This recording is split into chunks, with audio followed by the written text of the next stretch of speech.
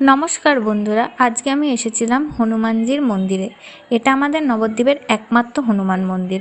প্রতি মঙ্গল ও শনিবার খুব বড় করে হনুমানজির পুজো হয়। এছাড়াও নিত্য পুজো তো হয়ই।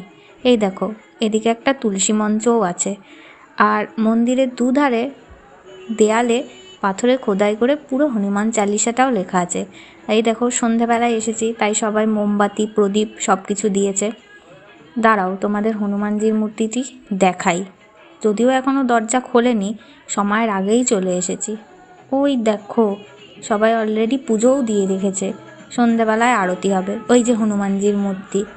আর দেখো, ওপরের দেয়ালে কত রাম, সীতা, লক্ষ্মণ, হনুমানজির ছবি টাঙানো আছে।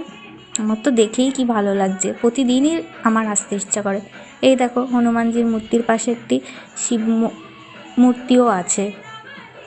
তো বন্ধুরা, অন্য একদিন যেদিন দরজা খোলা থাকবে সেদিন এসে ভালো করে তোমাদের দেখাবো। আজকের মতো এইটুকু।